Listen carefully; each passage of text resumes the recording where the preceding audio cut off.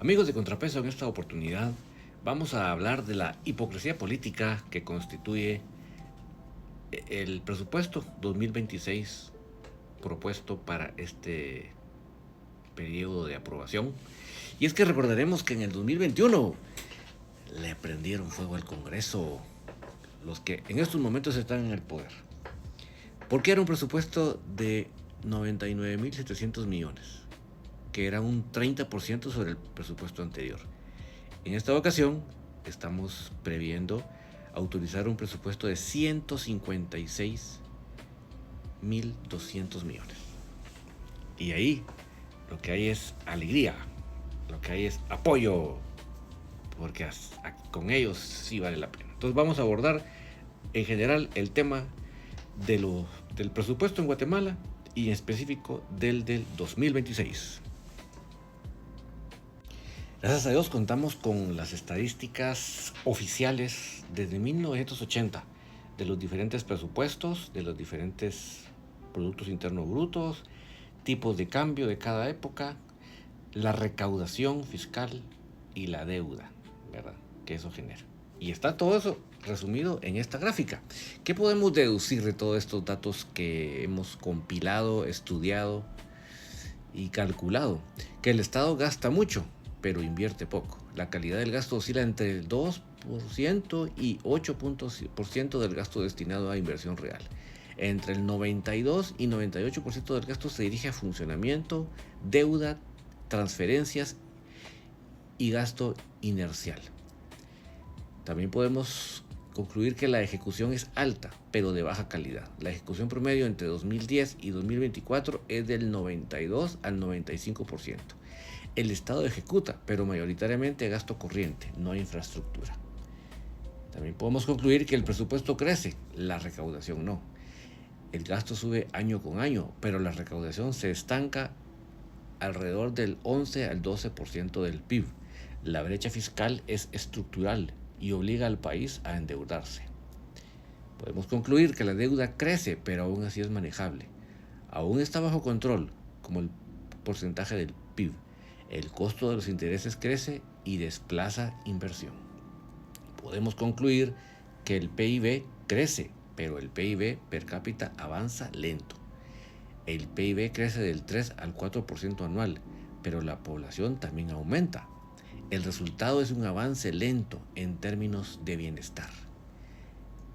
También podemos concluir que el tipo de cambio estable, pero de rigidez fiscal interna.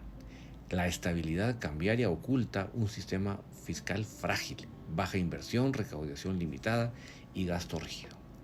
También podemos concluir que el gasto público reproduce desigualdades territoriales. La mayor parte del gasto se queda en el gobierno central. La inversión territorial es baja e inconsistente. Pero la gran conclusión de esto es que Guatemala no tiene un problema de cuánto gasta, sino de cómo gasta. El Estado ejecuta, pero no construye. Él es estable por fuera y frágil por dentro. La transformación requiere priorizar inversión pública de calidad. Y eso es la conclusión desde 1985 para 2025. Estamos hablando 40 años.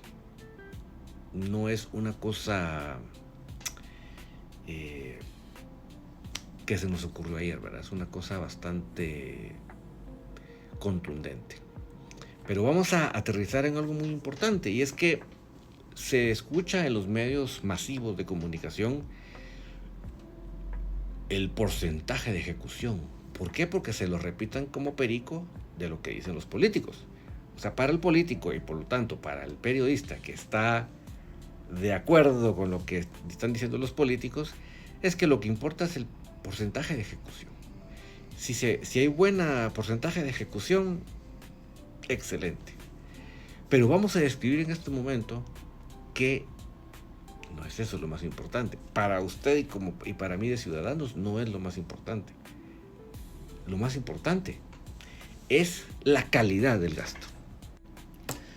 Cuando medimos la calidad del gasto en Guatemala, es decir, qué porcentaje del presupuesto se convierte en obra, infraestructura y capital real, el resultado es demoledor. entre 2004 y 2023, en promedio solo el 4 al 7% del gasto del gobierno central va a inversión inmediata. El resto, más del 90%, es funcionamiento, transferencias, deudas, gasto corriente. Guatemala no es un estado porque no tenga para invertir. Es un estado que decide no invertir. Tiene presupuesto, tiene ejecución alta, pero no tiene prioridad en obra pública. Cuando a usted le hablen los políticos que tenemos un plan de gobierno, cuando usted se pregunte qué pasó con Guatemala, que no solo se empantanó en el crecimiento, sino que tal parece que va hasta el retroceso. Vemos las fotos de que teníamos ferrocarril, que cada tanto se construían carreteras nuevas, se asfaltaban las pequeñas, etcétera, etcétera, y cada vez vemos menos eso. ¿En dónde está el meollo del asunto? ¿A qué se debe eso? Al tema del presupuesto, al tema de la calidad del gasto. ¿Por qué? Porque cada vez más se invierte en pagar deudas, cada vez más se invierte en sueldos, en funcionamientos, y entre todo eso está metido la corrupción, y cada vez menos es en infraestructura, cada vez más es directamente en la inversión hacia a los servicios del pueblo. Y por eso es que el pueblo está sumido en la desesperanza, en el hundimiento que le regala, que le otorga el gobierno. Pero básicamente es esto. Ahora vamos a desglosar para que ustedes tengan una idea por gobiernos. Desde donde tenemos estadísticas de calidad de gasto, podemos ver que del comienzo del gobierno de Berché para su culminación hubo una elevación. Nuevamente se decliva en el inicio del gobierno de Colom, se eleva, nuevamente se decliva en el gobierno de Otto Pérez, pero a raíz de la crisis del 2015 la inversión o la calidad de gasto se va a pique completamente. En el gobierno de Jimmy Morales se intenta un poco recuperar, pero ya nunca se logra a lo que se había logrado en los gobiernos anteriores. Y podemos ver cómo en el gobierno de Yamatei, obviamente la pandemia casi logra el pico de lo que se había logrado en la crisis de la institución del gobierno de Pérez Molina, pero igualmente nunca llegó a levantar vuelo. Y así vamos, sin levantar vuelo.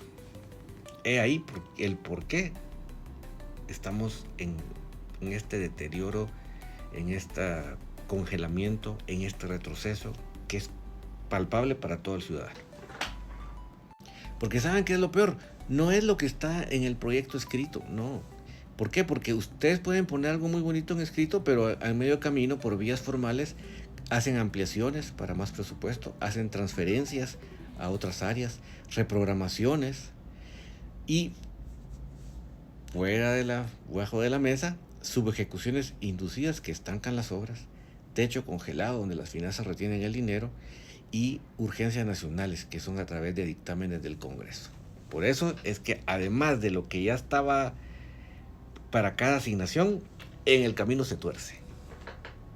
¿Qué origina un mal presupuesto? El país se sigue muriendo lento, el crecimiento económico es mediocre, la desigualdad territorial es permanente, el gasto rígido se comerá al país, el endeudamiento creciente habrá pero sin obra, se destruye la credibilidad política y el paraíso para la corrupción. Esa es la consecuencia de un presupuesto tan mal estructurado. Pero eso no es lo peor. ¿Por qué? Porque un presupuesto genera inflación a través del financiamiento del déficit por el endeudamiento, la menos inversión, el más empleo público que va creciendo el presupuesto, ¿verdad? No en inversión. La subejecución inducida, o sea, se va deteniendo el funcionamiento del gobierno. La recaudación que le genera más costos a los empresarios. La deuda externa, que es una inflación importada. Y la desigualdad territorial que hace que se aumente todo esto. O sea, la razón por la que estamos como estamos es el mal presupuesto. ¿Qué va a hacer el gobierno?